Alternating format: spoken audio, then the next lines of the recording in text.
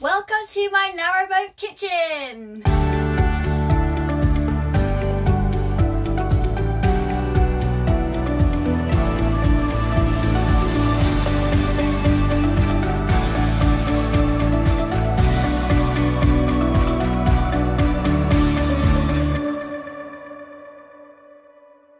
In this frugal living series, I'm going to show you how to live off less than £20 a week.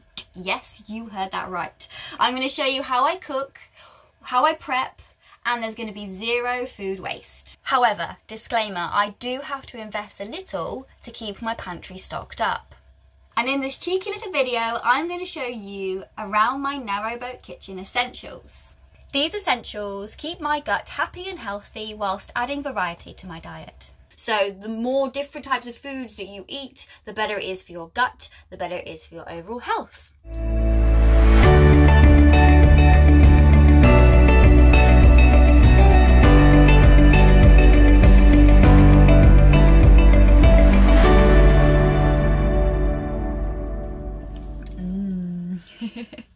Good morning! I'm going to get going this morning. Instead of having coffee, I'm going to have Charlie's Apothecary Speciality Chocolate Blend.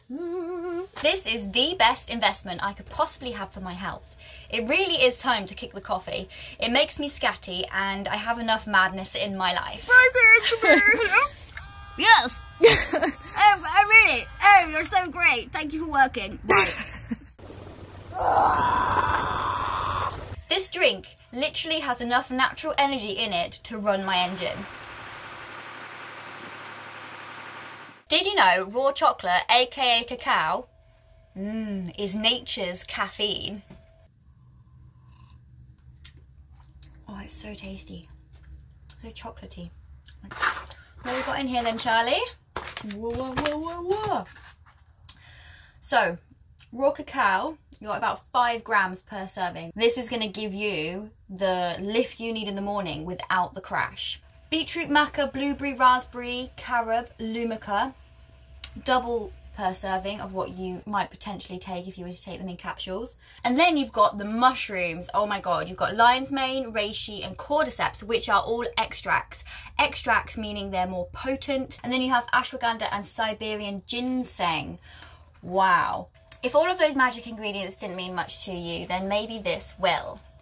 Let me give you a little metaphor to explain. If we didn't have hormones in our body, our cells would literally be floating around with nothing to do. While nutrients and minerals are the diesel in the engine, hormones are the captains of the ship. So they tell the cells what to do. This is for men and women, by the way. If we become hormonally imbalanced, then we could end up bow first in the bushes. Man overboard! This chocolate speciality blend helps keep our boat in balance. It promotes detoxification, increases libido, decreases food cravings, and helps relieve menopausal and PMS symptoms.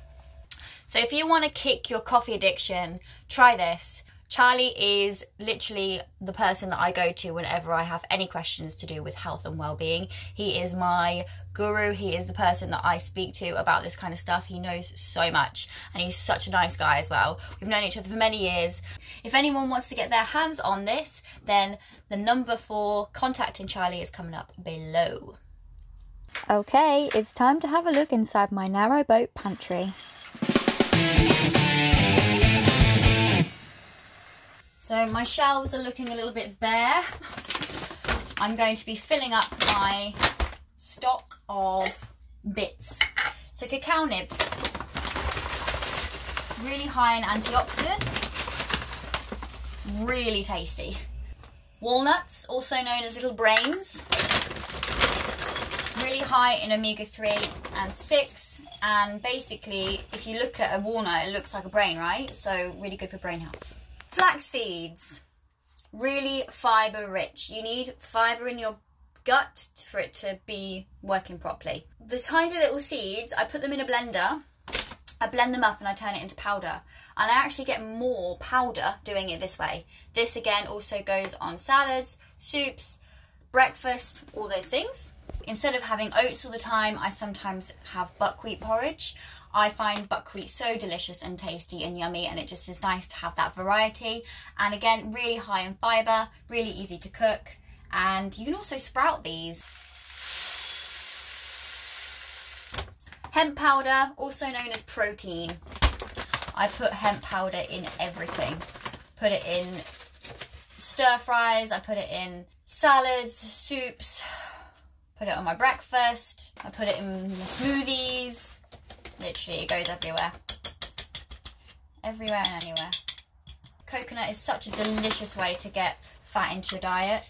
So good on breakfasts. Again, put it on soups. And, oh God, I made a mess.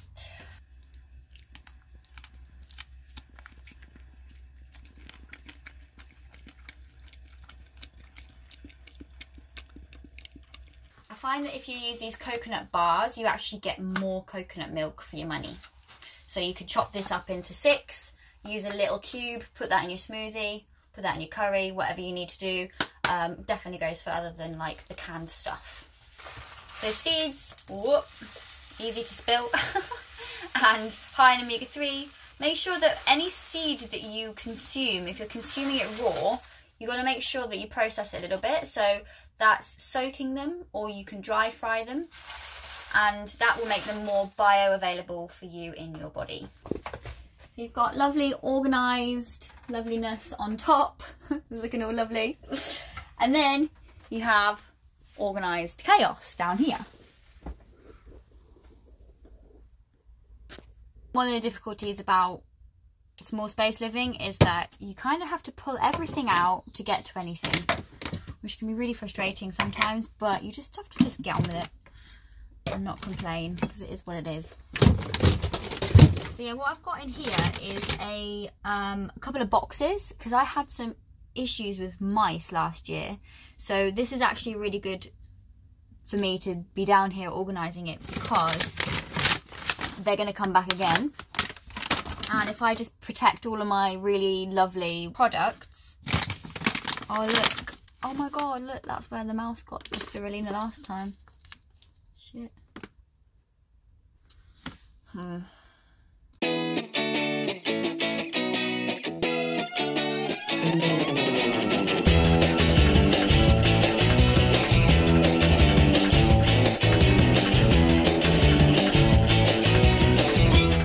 So this is my vegetable drawer, which also has lots of other random bits in it.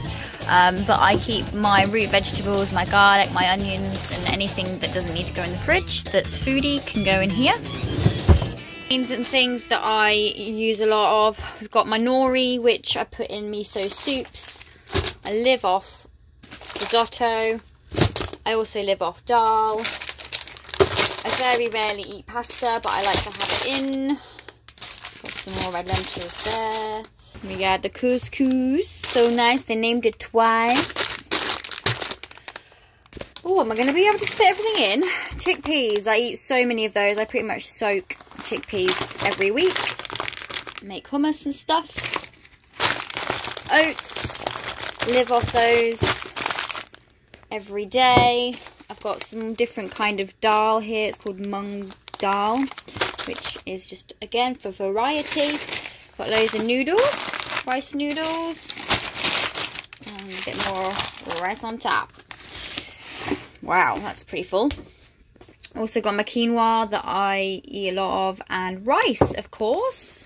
My rice lives here. It's got a special zone, as does the oats.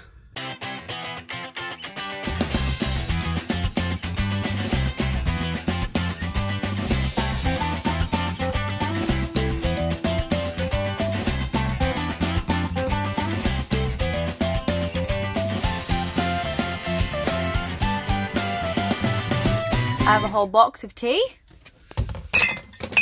and even the box isn't big enough for all the tea I have. Alright, and now for the stuff that makes stuff taste good. So we've got your olive oil, which don't recommend cooking with. Use olive oil raw, put it on salads, soups, use it as a dressing.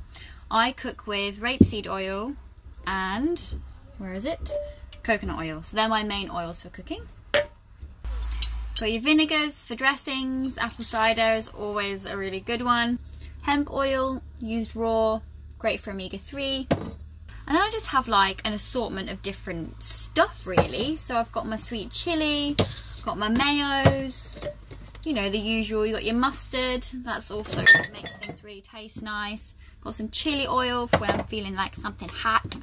Put Worcester sauce and soy sauce in for taste. Maple syrup again into dressings and things for taste. Same with the sesame oil. So all these different types of oils you can put on your food to sort of add different flavours to what you make regularly. Tahini, I use that a lot in stuff. I'm gonna suet because I like making things like dumplings. Yummy, yummy. Of course, we can't forget about the lovely spices. Do use spices in abundance. Don't be afraid to put loads in. You can't really go too wrong. Try different spices, mix it up, get creative and have fun. Dun, dun, dun, dun, dun, dun, dun, dun. One time. I hope you've enjoyed my little tour around the Narrowboat kitchen, and now you'll have some idea as to the kinds of things that you need in your pantry to live off £20 a week. Sometimes you do need to go into natural health food stores. Sometimes you do have to take yourself off to Waitrose because there's only really nice things there, like specific tea that I drink. But it's all about balance, and making these small changes can really save you a lot of money. So the second episode of the Frugal Living series, I'll show you how I spent £12.82, I think it's 82, and made approximately 8 to 10 meals from that. Yes, that's coming next. So I hope you're looking forward to it, because I'm really looking forward to cooking. As always, a humongous love and thank you to all of my lovely supporters who have bought me a coffee this week. Alexis and Sophie, Logan, Tim, Feast, thank you. Vicky, Tracy Mack, Ian and Hayley, thank you. Tina, Steve, someone, oh, Andy, I can see your email there. Terence, Eddie, Gemma, you guys are so great and I really appreciate you. Thank you. That's all, folks. Until next time.